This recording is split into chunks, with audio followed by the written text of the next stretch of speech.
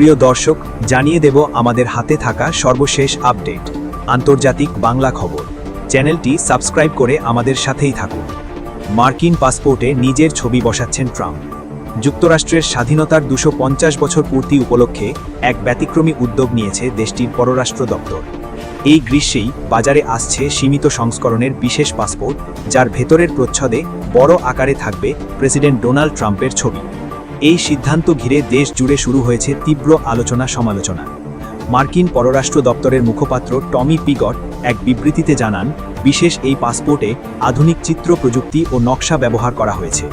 ভেতরের কভারে ট্রাম্পের বড় প্রতিকৃতির চারপাশে থাকবে স্বাধীনতার ঘোষণাপত্রের অংশবিশেষ, জাতীয় পতাকার নকশা এবং সোনালী রঙে তার স্বাক্ষর।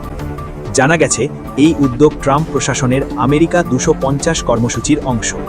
স্বাধীনতার 250 বছর পূর্তি উপলক্ষে আরও নানা আয়োজনের পরিকল্পনা নেওয়া হয়েছে। এর মধ্যে রাজধানীর জাতীয় প্রাঙ্গণে গাড়ি প্রতিযোগিতা এবং হোয়াইট হাউসের লনে লড়াইয়েরও আয়োজন করা হয়েছে। তবে সমালোচকদের অভিযোগ, রাষ্ট্রীয় নথিতে কোনো বর্তমান নেতার ছবি ব্যবহার ব্যক্তি পূজারী নতুন দৃষ্টান্ত। এর আগেও বিভিন্ন সরকারি ভবন ও নথিতে ট্রাম্পের ছবি যুক্ত করার অভিযোগ উঠেছিল। অন্যদিকে কৃষি বিভাগের এক দপ্তরে সাবেক প্রেসিডেন্ট অ্যাব্রাহাম লিঙ্কনের ছবির পাশে ট্রাম্পের ছবিও বসানো হয়েছে বলে জানা যায়। এছাড়া 2026 সালের জাতীয় উদ্যান পাসে জর্জ ওয়াশিংটনের সঙ্গে ট্রাম্পের ছবিও সংযোজন করা হয়েছে। এ নিয়ে প্রতিবাদও হয়েছে নানা মহলে। সবচেয়ে বেশি আলোচিত হচ্ছে রাজধানী ওয়াশিংটনে 250 ফুট উঁচু স্বর্ণালী বিজয় তোরণ নির্মাণের পরিকল্পনা। প্রশাসনিকভাবে এর নাম দেওয়া হয়েছে ট্রাম্প বিজয় তোরণ। উচ্চতায় এটি ক্যাপিটাল ভবন ও লিঙ্কন স্মৃতিসৌধকেও ছাড়িয়ে যাবে বলে দাবি করা হচ্ছে।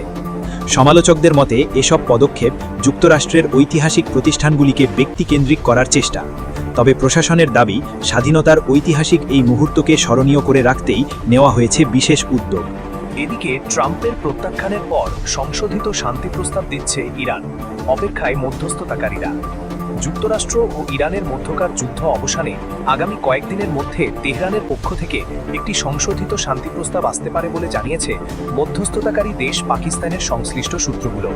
মার্কিন প্রেসিডেন্ট ডোনাল্ড ট্রাম্প ইরানের আগের প্রস্তাবটি প্রত্যাখ্যান করার পর এখন নতুন এই প্রস্তাবের অপেক্ষায় রয়েছেন মধ্যস্থতাকারীরা। সিএনএনের প্রতিবেদন অনুযায়ী ইরানের পররাষ্ট্রমন্ত্রী আব্বাস আরাগচি রাশিয়া সফর শেষ করে আজই তেহরান ফিরেছেন এবং তিনি দেশটির নীতি নির্ধারকদের সঙ্গে এ বিষয়ে গুরুত্বপূর্ণ আলোচনা করবেন বলে আশা করা হচ্ছে। তবে তেহরানের এই আলোচনা প্রক্রিয়া কিছুটা ধীর গতিতে এগোচ্ছে বলে জানা গেছে।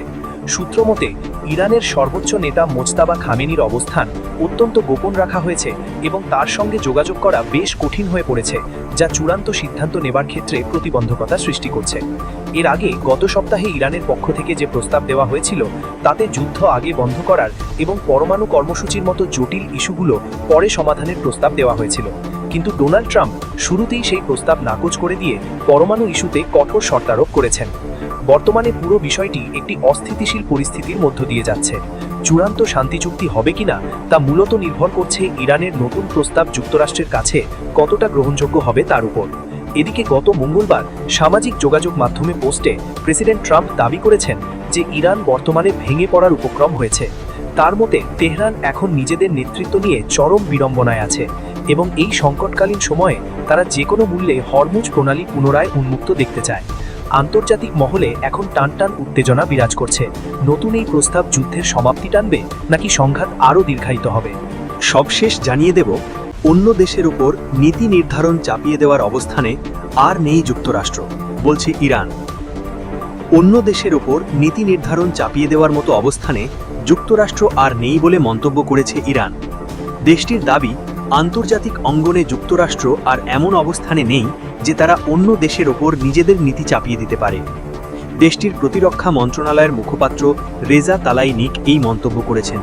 তিনি বলেন, যুক্তরাষ্ট্র এখন আর স্বাধীন দেশগুলোর ওপর তাদের নীতি চাপিয়ে দিতে পারে না। তিনি আরও যোগ করেন, ওয়াশিংটনকে অবশেষে অবৈধ এবং অযৌক্তিক দাবি থেকে সরে আসতে হবে। তেহরানের পক্ষ থেকে সম্প্রতি একটি নতুন প্রস্তাব দেওয়ার পর তা পর্যালোচনা করছে যুক্তরাষ্ট্র। এই প্রেক্ষাপটেই ইরানি কর্মকর্তার এমন মন্তব্য সামনে এলো। যদিও প্রস্তাবটির বিস্তারিত প্রকাশ করা হয়নি, তবে ধারণা করা হচ্ছে এটি দুই দেশের চলমান উত্তেজনা কমানোর প্রচেষ্টার অংশ। বিশ্লেষকদের মতে ইরানের এই বক্তব্য কূটনৈতিক চাপ সৃষ্টির একটি কৌশল, যার মাধ্যমে তারা নিজেদের অবস্থানকে দৃঢ়ভাবে তুলে ধরতে চাচ্ছে। একই সাথে এটি ইঙ্গিত করে যে দ্বিপাক্ষিক সম্পর্কের টানাপড়েন এখনও পুরোপুরি কাটেনি। সম্প্রতি মধ্যপ্রাচ্যের সংঘাত ও উত্তেজনার প্রেক্ষাপটে ইরান ও যুক্তরাষ্ট্রের মধ্যে সম্পর্ক আরও জটিল আকার নিয়েছে। এমন পরিস্থিতিতে নতুন প্রস্তাব ও পাল্টা প্রতিক্রিয়া ভবিষ্যৎ কূটনৈতিক আলোচনার গতিপথ নির্ধারণে গুরুত্বপূর্ণ ভূমিকা রাখতে পারে বলে মনে করছেন সংশ্লিষ্টরা।